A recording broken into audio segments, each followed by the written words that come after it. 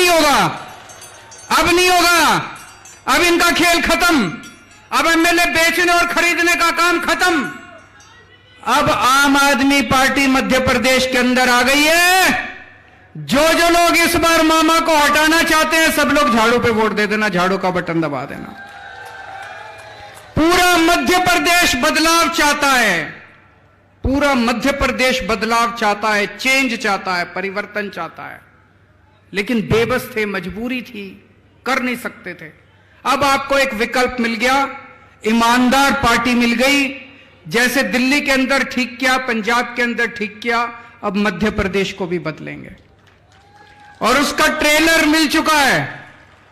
सिंगरौली के अंदर हमारी बहन रानी अग्रवाल सिंगरौली की मेयर बन चुकी हैं। आम आदमी पार्टी की एंट्री हो चुकी है, मध्य प्रदेश के अंदर एंट्री हो चुकी है और आने वाले विधानसभा चुनाव के अंदर पूरी की पूरी फिल्म दिखाई जाएगी। आजादी के बाद से लेके आज तक 45 साल कांग्रेस की सरकार रही, 45 साल कांग्रेस ने राज किया, 20 साल बीजेपी ने राज किया। आपने मौका देने में तो कोई कसर नहीं छोड़ी। अब ये बीजेपी कांग्रेस वाले ये नहीं कह सकते भाई हमको मौका नहीं दिया था। मौका तो बहुत दिया था, 45 साल बहुत होते हैं जी, अगर कुछ करना चाहते तो कर देते, नहीं 20 साल बहुत होते हैं, कुछ करना चाहते तो कर देते। बीजेपी वाले बहुत मौका दिया इन्होंने, बारी बारी आपने मौका दिया, बारी बारी ये बारी बारी करके लूटा इन्होंने, बारी बारी करके लूटा। अब ये नहीं कह सकते मौका नहीं दिया था, बहुत मौका दिया था। एक मौका बस इस बार आम आदमी पार्टी को दे के देख लो। अगर काम ना करूं तो दूसरी बार वोट मांगने नहीं आऊंगा मैं आपसे। एक मौका दे के देख लो। दिल्ली के लोगों ने मेरे को एक मौका दिया था। एक बार अन्ना आंदोलन हुआ, रामलीला मैदान से निकले हम लोगों ने देखा यार ये लड़के तो ईमानदार हैं, कट्टर ईमानदार हैं, देशभक्त हैं।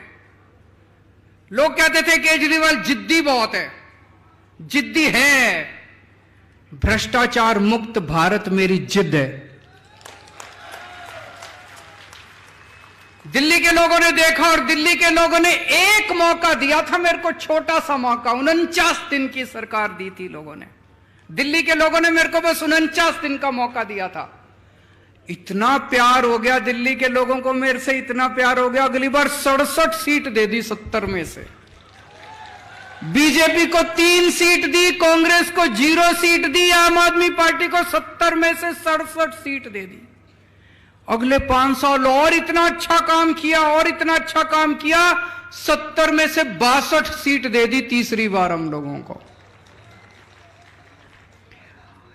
दिल्ली के हमारे काम की बात पंजाब पहुंची तो पंजाब में लोगों ने 117 में से 92 सीट दे दी, 92 सीट। दिल्ली के अंदर हमने सबकी बिजली मुफ्त कर दी, पंजाब के अंदर हमने सबकी बिजली मुफ्त कर दी। मध्य प्रदेश एक मौका दे के देखो, आपकी भी बिजली मुफ्त कर देंगे। दिल्ली के अंदर हमने शानदार सरकारी स्कूल बना दिए, गरीबों के बच्चों को शानदार शिक्षा मिल रही है। कभी सोच नहीं सकते थे, सरकारी स्कूल तो टेंट में चलते हैं, सरकारी स्कूल तो टूटे फूटे होते हैं, मास्टर आता नहीं है, बच्चे पढ़ते नहीं हैं, गरीब लोग मजबूरी में अपने बच्चों को सरकारी स्कूल में भेजते हैं। सब बदल दिया दिल्ली के अंदर, क्रांति आ रही है सरकारी स्कूलों में दिल्ली में। वो क्रांति अब पंजाब में शुरू हो गई। मान साहब शानदार काम कर रहे हैं, सरकारी स्कूलों का कायाकल्प कर रहे हैं। मध्य प्रदेश वालों एक मौका दे के देखो, आपके बच्चों का भविष्य बना दूंगा मैं।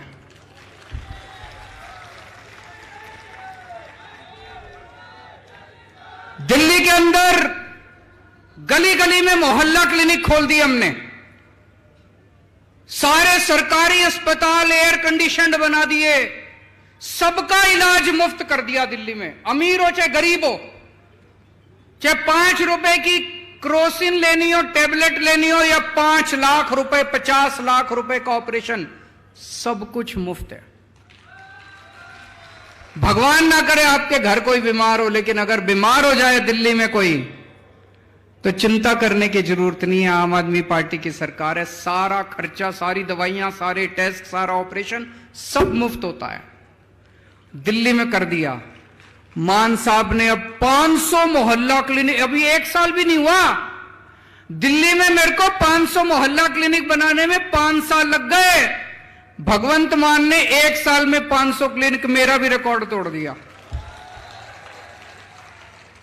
मध्य प्रदेश वालों, एक मौका देके देख लो, आपका सबका इलाज मुफ्त कर दूंगा। सारे मध्य प्रदेश के लोगों का शानदार मोहल्ला क्लिनिक बनाएंगे, शानदार अस्पताल बनाएंगे, सबका इलाज मुफ्त कर देंगे, चिंता करने की कोई जरूरत नहीं है। पंजाब के अंदर अभी कई फसलों पे इन्होंने एमएसपी देना चालू कर दिया। एमएसपी का आंदोलन छेड़ा था ना अभी किसानों ने, भाई एमएसपी दो, एमएसपी दो। पंजाब में शुरुआत हो गई है। कई फसलों पे अब एक एक फसल जोड़ते जा रहे हैं, एमएसपी देते जा रहे हैं, एमएसपी देते जा रहे हैं। मुआवजा, फसल अगर बर्बाद हो जाए किसानों को मुआवजा मिलने लग गया। दिल्ली में भी मिलने लग गया, पंजाब में भी मिलने लग गया, मध्य प्रदेश में मौका मिलेगा, मध्य प्रदेश में भी मुआवजा मिलेगा। दिल्ली में मैंने 12 लाख 5 साल में 12 लाख बच्चों को नौकरियां दिलवाई हैं, 12 लाख युवाओं को। पंजाब में 1 साल में 27,000 सरकारी नौकरियां दी हैं। और मैं अभी हमारे पंकज सिंह जी से बात कर रहा था, ये बता रहे थे कि कई सारे बेरोजगार अपना धरना लेके आंदोलन करने के लिए जब यहां आए तो उनके ऊपर पुलिस ने डंडे बरसा दिए। अरे अपने ही तो लोग हैं यार, कोई पाकिस्तान से थोड़ी आए हैं, अपने ही तो बच्चे हैं, रोजगार मांगने आए हैं, डंडे क्यों बरसाते हो? रोजगार नहीं दे सकते तो उनको गले तो लगा लो, कम से कम प्यार से बिठा के चाय तो पिला लो, रोटी तो खिला दो उनको। डंडे क्यों बरसाते हो उनके ऊपर? हमको नौकरी देनी आती है, हमारी नीयत साफ है। दिल्ली में करके दिखाया, पंजाब में करके दिखाया। मध्य प्रदेश के युवाओं से मेरी अपील है, एक मौका देके देख लो, आपको सबके लिए नौकरी का इंतजाम कर दूंगा मैं। जितने कच्चे कर्मचारी थे, बहुत सारे कच्चे कर्मचारी होते हैं ना सरकार में, होते हैं कि नहीं होते? उनकी सबकी एक ही मांग होती है, हमको पक्का करो, हमको पक्का करो। मान साहब ने अभी 25,000 सरकारी कर्मचारियों को पक्का कर दिया। मध्य प्रदेश में जितने कच्चे कर्मचारी हैं सबको पक्का कर देंगे। दोस्तों, हमें काम करना आता है। इस देश के अंदर एक नई किस्म की राजनीति शुरू की है हमने। पहले होती थी धर्म की राजनीति, जात की राजनीति, गाली गलौज की राजनीति, भ्रष्टाचार की राजनीति। अब हमने शुरू की है काम की राजनीति। आपसे पूछना चाहता हूं, ये बहुत सारे बड़े बुजुर्ग भी बैठे होंगे, पूरा आजादी के 75 साल में कोई एक पार्टी बता दो जिसने आपको आके कहा हो कि मेरे को वोट दे दो, मैं आपके बच्चों के स्कूल बना दूंगा। किसी ने कहा? किसी पार्टी ने, बीजेपी ने, कांग्रेस ने, इस पार्टी ने, उस पार्टी ने कभी कहा हो कि मेरे को वोट दे दो, मैं आपके बच्चों के स्कूल बनवा दूंगा? किसी पार्टी ने नहीं कहा। बनाने ही नहीं आते इनको, नियत ही नहीं है इनकी। किसी पार्टी ने कहा हो कि हमारे को वोट दे दो, हम आपके परिवार के लिए अस्पताल बना देंगे, आपके लिए बिजली का इंतजाम? किसी पार्टी ने नहीं कहा। करना ही नहीं आता, नियत ही नहीं है इनकी। तो इन्होंने देखा कि भाई ये केजरीवाल की काम की राजनीति के सामने तो हमारी दाल नहीं गलेगी, तो उन्होंने षड्यंत्र रचना चालू किया मेरे खिलाफ कि केजरीवाल को रोको किसी भी तरह। पहले दिल्ली में था, फिर पंजाब में चला गया, अब गुजरात में वो कहते हैं ना, शेर की मांद के अंदर घुस गए, गुजरात के अंदर घुस गए। हमारी एंट्री हो गई गुजरात में। इस बार 14% वोट आए हैं। देख लेना 2027 में सरकार ना बन जाए तो हम लोगों के। अब ये गुजरात में भी चला गया, रोको इसको। तो इन्होंने क्या किया? इन्होंने षड्यंत्र रचा मेरे खिलाफ। इसके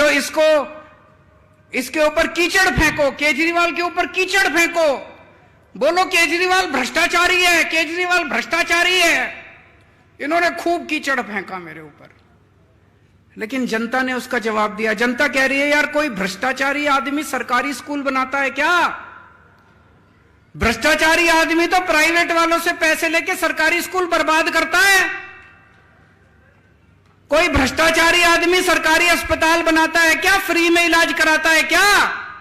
भ्रष्टाचारी आदमी तो प्राइवेट अस्पताल वालों से कमीशन लेके सरकारी अस्पतालों को बर्बाद करता है। जनता ने इनका यकीन नहीं किया। फिर इन्होंने मेरे दो सबसे शानदार मंत्री गिरफ्तार कर लिए, मनीष सिसोदिया और सतिंदर जैन। सतिंदर जैन वो शख्स है जिसने फ्री बिजली देना शुरू किया था दिल्ली के अंदर। उसने सारा, बड़ा इंटेलिजेंट आदमी है वो, बड़ा इंटेलिजेंट आदमी है, सारा मेरे पास हिसाब किताब लेके आया। एक दिन बोला सर जी दिल्ली की बिजली मुफ्त हो सकती है। मैंने कहा कैसे हो सकती है? तो कागज लेके आया, कहता है देखो सर इतने पैसे चाहिए, ऐसे बिजली मुफ्त कर देंगे। उसने दिल्ली के मोहल्ला क्लिनिक बनाए, उसने दिल्ली के सारे अस्पतालों में सारी दवाइयां मुफ्त कर दी। प्रधानमंत्री जी ने उसको जेल में डाल दिया। एक मनीष सिसोदिया है, भाई साहब 75 साल हो गए आजादी के, आज भी हमारे देश का एक गरीब आदमी अपने बच्चों को अच्छी शिक्षा नहीं दे सकता। दिल्ली छोड़ दो, पंजाब छोड़ दो, बाकी पूरा देश उठा के देख लो, कहीं सरकारी अस्पताल अच्छे हो? सरकारी अस्पतालों की दुर्दशा हो रही है। 10 लाख सरकारी अस्पताल है हमारे देश में, 18 करोड़ बच्चे पढ़ते हैं सरकारी स्कूलों के अंदर। 18 करोड़ बच्चों का भविष्य अंधकार के अंदर है देश के अंदर। पूरे देश में सरकारी स्कूलों का बुरा हाल है। 75 साल के बाद भगवान ने एक शख्स भेजा, मनीष सिसोदिया। उसने दिल्ली के अंदर सरकारी स्कूलों में कमाल करके दिखा दिया। भाई साहब आप जितने लोग हैं, मैं मजाक नहीं कर रहा, मैं आपको न्योता दे रहा हूं, आप दिल्ली आओ, दिल्ली के किसी सरकारी स्कूल में घुस जाना, आपको यकीन नहीं होगा, शानदार 5 स्टार बिल्डिंग है हमारे सरकारी स्कूलों की। 99.7% नतीजे आए हैं। सरकारी स्कूलों के बच्चे इंजीनियर बन रहे हैं, डॉक्टर बन रहे हैं, रिक्शे वालों के बच्चे डॉक्टर, इंजीनियर, वकील बन रहे हैं। लोग अपने बच्चों को प्राइवेट से निकाल के, बड़े बड़े प्राइवेट स्कूलों से निकाल के अब सरकारी स्कूलों में भर्ती करा रहे हैं। और प्रधानमंत्री जी ने मनीष सिसोदिया को जेल भेज दिया। उस दिन मेरे को लगा, जिस दिन प्रधानमंत्री जी ने मनीष को जेल भेजा, कि देश के प्रधानमंत्री पढ़े लिखे तो होने चाहिए।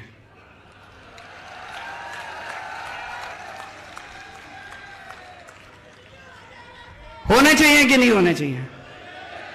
अगर देश के प्रधानमंत्री पढ़े लिखे होते तो उनको शिक्षा का महत्व पता होता कि शिक्षा कितनी जरूरी है देश के विकास के लिए। अगर देश के प्रधानमंत्री देशभक्त होते तो वो ये नहीं सोचते कि मनीष सिसोदिया आम आदमी पार्टी का है, कि फलानी पार्टी का है, कि ढिमकी पार्टी का है। वो मनीष सिसोदिया जैसे शख्स को देश का शिक्षा मंत्री बना देते और कहते थे जा मनीष सिसोदिया 10 लाख स्कूल ठीक कर दे अब तुम। पर हमारे प्रधानमंत्री जी ने क्या किया? ऐसे शख्स को उठा के जेल में डाल दिया।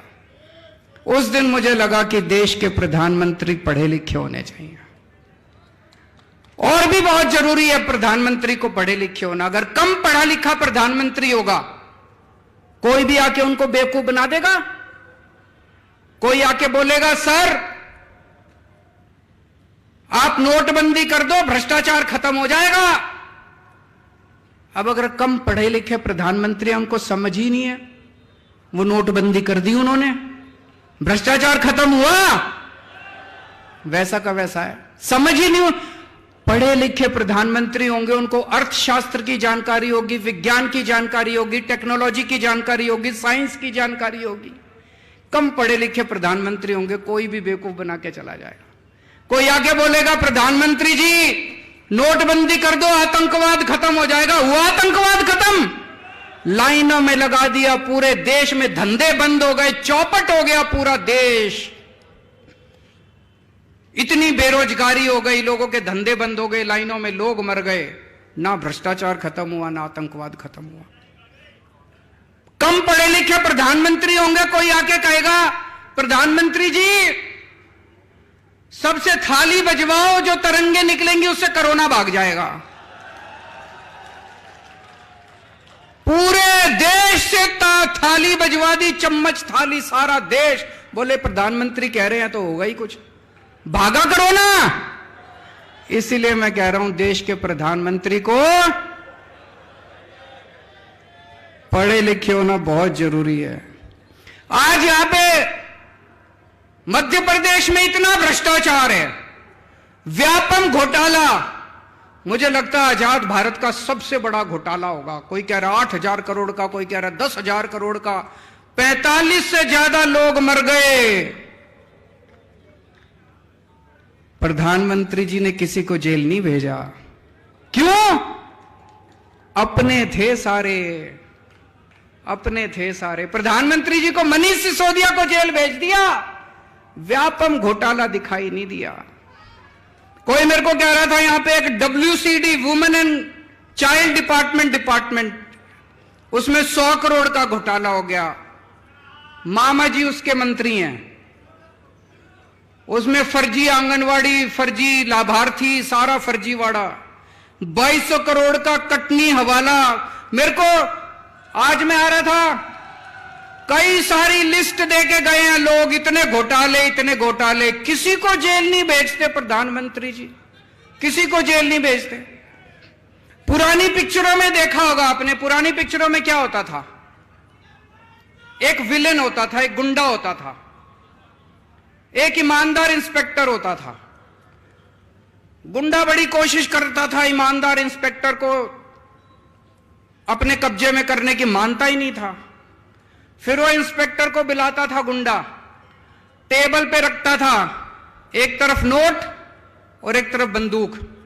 इंस्पेक्टर को कहता था या तो नोट ले ले और या बंदूक से तेरी गोली मार के हत्या कर दूंगा। होता था ना पिक्चरों में। यही बीजेपी ने कर रखा है। वो सारे देश के सारे ऑपोजिशन वाले नेताओं को कह रहे हैं या तो बीजेपी में आ जाओ, भ्रष्टाचार करो, खूब करो, हम रोक नहीं रहे। बीजेपी ये नहीं कहती भ्रष्टाचार मत करो, बीजेपी में आके करो।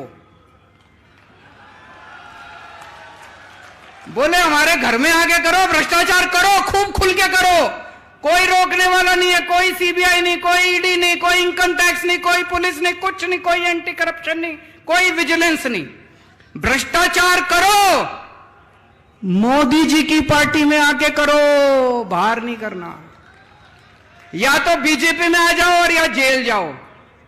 जैसे वो कहता था या तो नोट ले ले और या बंदूक, ऐसे अब बीजेपी वाले मोदी जी कहते हैं या तो मेरी पार्टी में आ जाओ और या फिर जेल जाओ।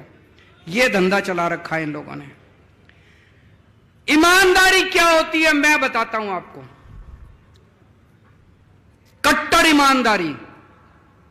अभी पंजाब के अंदर हमारे अपने एक मंत्री, सेहत मंत्री, हेल्थ मिनिस्टर पंजाब के अंदर, हमारी सरकार है, हमारी कैबिनेट है, मान साहब मुख्यमंत्री हैं।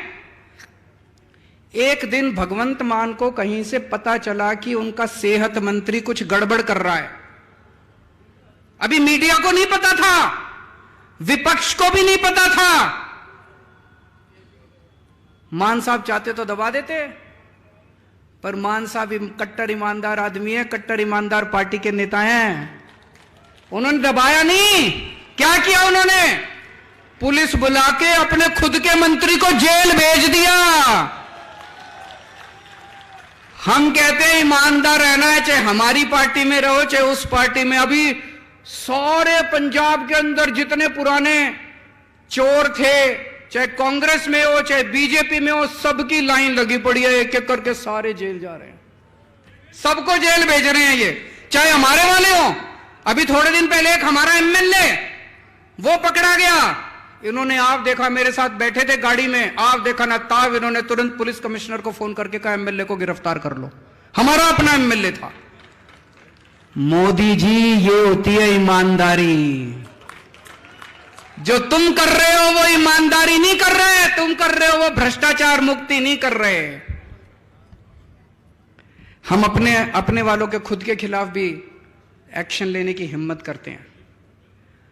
ये आज सारे हमारे पीछे, सारी पार्टियां हमारे पीछे पड़ी हैं, लेकिन जनता हमारे साथ है। जनता देख रही है कि ये अकेली पार्टी है जो देश के लिए लड़ रही है, ये अकेली पार्टी है जो ईमानदारी के लिए लड़ रही है। दोस्तों, यहां जितने कार्यकर्ता आए हैं, मैं सबको कहना चाहता हूं कि आप लोगों को सरकार जरूर बनेगी मध्य प्रदेश के अंदर, आपकी सरकार जरूर बनेगी, झाड़ू से जरूर सफाई होगी, लेकिन मेहनत करनी पड़ेगी। करोगे मेहनत? एक एक घर में जाना पड़ेगा, बैठना पड़ेगा, सबको समझाना पड़ेगा, रात दिन मेहनत करनी पड़ेगी, सारे जनता को साथ लेना पड़ेगा, और अंत में मेहनत का नतीजा जरूर मीठा होगा। भगवान आपके साथ है, क्योंकि आप सत्य के रास्ते पे चल रहे हो, आप ईमानदारी से काम कर रहे हो। हमारी ईमानदार पार्टी है, भगवान हमारे साथ है। हमारे पास चाहे पैसा ना हो, जैसे महाभारत के अंदर पांडवों के साथ कृष्ण जी थे और कौरवों के साथ सारी नारायणी सेना थी, इनके साथ, इनके पास दल बल सब कुछ है, हमारे साथ ऊपर वाला है, हमारे साथ भगवान कृष्ण है। भारत